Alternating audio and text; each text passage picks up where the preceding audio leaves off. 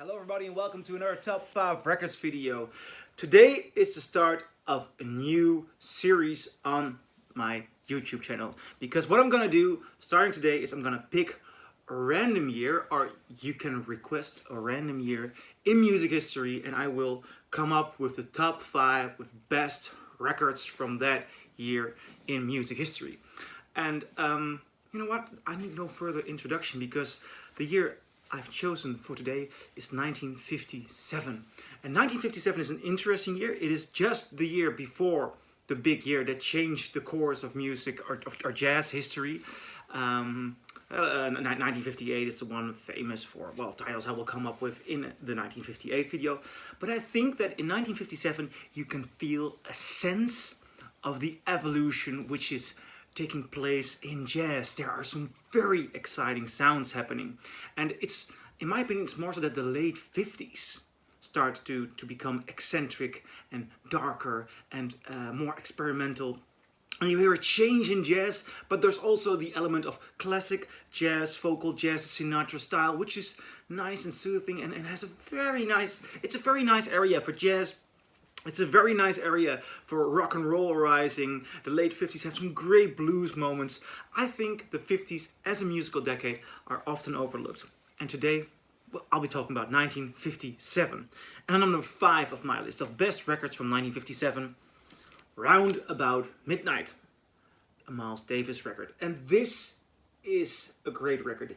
It is also the year in which Miles Davis released Birth of the Cool, which is kind of like a compilation, and it's it's a nice record, but he's really cool on this one.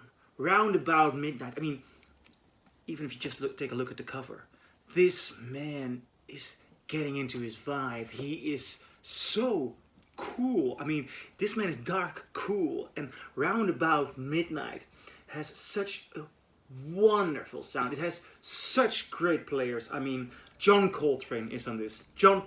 Coltrane is on this. Red Garland on piano.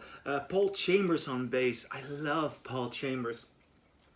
This is an awesome record. Imagine living in 1957 and something like this comes out. Or anything from the next album, because the number 4 on my list, Saxophone Colossus by Sonny Rollins. Sonny Rollins. This is an awesome record. I found this last year because I was listening to an interview with Bernie Grunman, and Bernie Grunman was talking about how this was his favorite sounding record, so I was immediately intrigued. I went on Discogs to check out what a first pressing would cost, and there are in hundreds, thousands of euros. There is this Analog Productions repress, which I really want badly, and I believe some extra represses are coming our ways.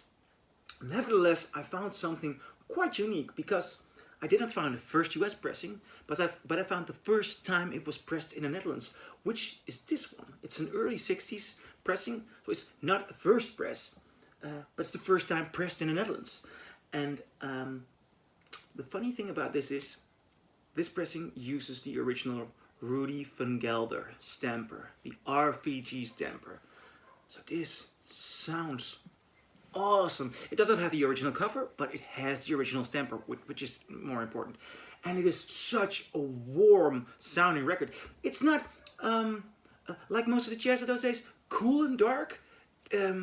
It's lively, cheerful, but deep. You know, it's not just this cheerful record. Nothing's going on. It's deep, intelligent, cheerful, for lack of a better word. It's an amazing, mythical record. I really love it. On number 4 spot. Now, on number 3, a name I just mentioned earlier. A solo record. No, it's not solo, but he's the band leader. By Paul Chambers. Bass on Top. This, I would almost call it's a jazz record. First of all, it's a jazz record, but the deep sound, the way it builds, it's almost as if he's trying to replicate the sound of a classical orchestra, and also the melodies of a classical orchestra. It is such an captivating, brilliant album. I mean, You want to know who's playing on this? It's Kenny Burrell, it's Hank Jones, Paul Chambers, of course, and Art Taylor. It's a magical album. The first time I bought this, I mean, this has been constantly on my record player, and I've got a very, very nice pressing. I believe it's still in print by Blue Note. This is a Tone Poet version.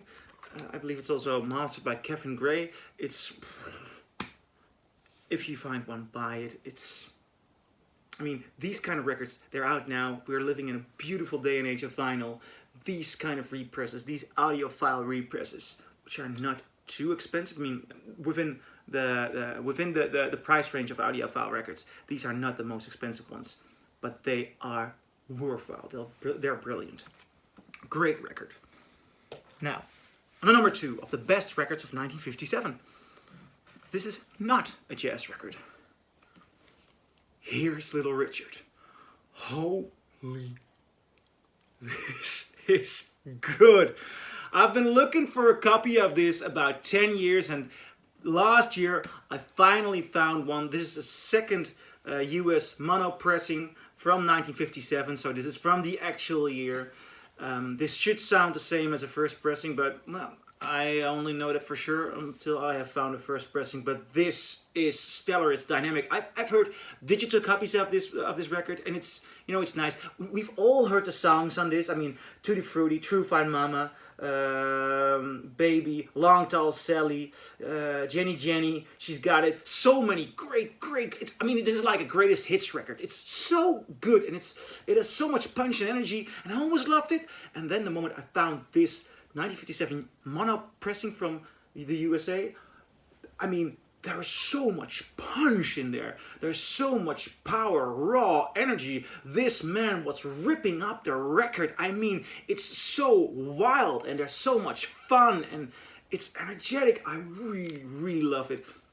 So many great records. One of the finest rock and roll records of all time. I mean, imagine being around and hearing this for the first time. You know what? Not even imagine being around. This one still rocks as the day it was born.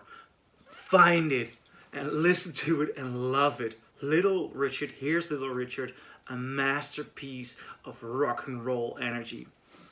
Now, the number 1 spot. My favorite album from 1957. And it's a tough call because there are so many great records in this year. But I'm gonna go with this one. Brilliant Corners by Thelonious Monk. Wow. This is a masterpiece. Thelonious Monk was going places. It's avant-garde, it's pushing the boundaries of jazz, but never losing a sense of melody. I mean, the rhythms, the chord progression. I mean, what's going on here is it's unbelievable. But it sounds so good. It sounds so intimate. It sounds so full. It sounds so warm, and it sounds so melodic. And he has a great amount of players on this. I mean, Max Roach on drums, Sonny Rollins, got him again. Sonny Rollins. It's Paul Chambers. 3 Paul Chambers records in this list. But I mean, the absolute genius of this record is, of course, Thelonious Monk. It is such a rich record. I found this coincidentally last week. This pressing I still have a 70s Japanese pressing, which sounded okay, which sounded good. I mean, solid Japanese pressing. But last week, by coincidence, I found a second US mono pressing from 1958. Just a year after this was released. And I mean, you know, with the thick American cardboard, you know, the 50 thick American cardboard with a solid quality pressing, and it just opens up your music system like nothing else. But warm, full, it makes a living room out of any place. It's an awesome record. If you have not listened to this, do yourself a favor and find it. Now, that is my top 5 of best records from 1957. Are there any records missing, and what other year should I do a top 5 of? please leave a comment below and see you in our next video. Bye.